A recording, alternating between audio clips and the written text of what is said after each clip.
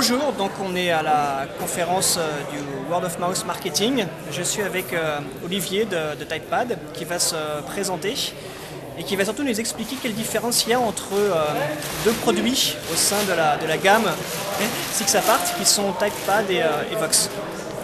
Bonjour, Olivier Crèche, donc de Sixapart et non pas de Typepad. Tout à fait, pardon. Et Typepad étant un de nos produits phares en Europe. Typepad c'est un produit qui a 4 ans, Vox c'est un produit qui a 1 an et demi. On peut déjà voir la différence en termes d'ergonomie, d'usage, l'introduction de l'Ajax dans la navigation, etc. sur les deux produits.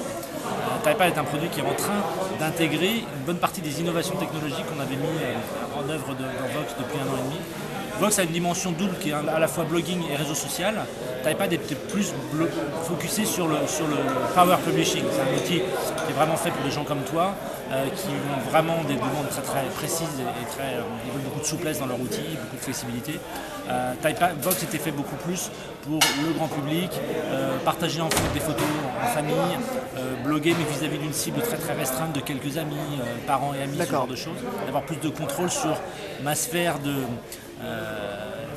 personnelle que sur Typepad qui est plus fait aujourd'hui, mais ça change, pour les gens qui veulent avoir une audience importante et qui ont des besoins importants de customisation. Ok, merci pour cette réponse. Donc, puisque Typepad a maintenant 4 ans et même peut-être un petit peu plus, quelles vont être les grandes lignes d'évolution de ce produit-là? Alors comme tu le notais, oui, Typepad est en chantier en ce moment. Depuis une bonne année, on a refondu complètement toute l'infrastructure sous-jacente et on attaque vraiment là, maintenant les évolutions en termes fonctionnels, donc, ce que tu vas voir en tant qu'utilisateur. La grande ligne directrice, c'est le fait de rendre l'outil plus simple à utiliser et pour ça on s'inspire beaucoup de ce qui a été fait dans Vox, plus simple pour mettre des photos, plus simple pour ajouter des vidéos, etc. que ça ne l'est aujourd'hui, mais tout en gardant la flexibilité. Deuxième grande ligne directrice, rendre le produit beaucoup plus communautaire qu'il ne l'est. Typepad aujourd'hui c'est une super machine à écrire et conversationnelle, c'est pas nécessairement un produit éminemment communautaire.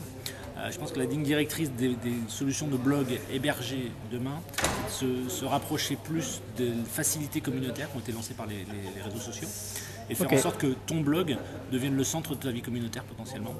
Que tu puisses créer une communauté, c'est ton cas en l'occurrence, tu as déjà une bonne communauté de lecteurs, mais avoir une vraie relation communautaire avec tes lecteurs, beaucoup plus que tu ne l'as au travers juste des commentaires aujourd'hui.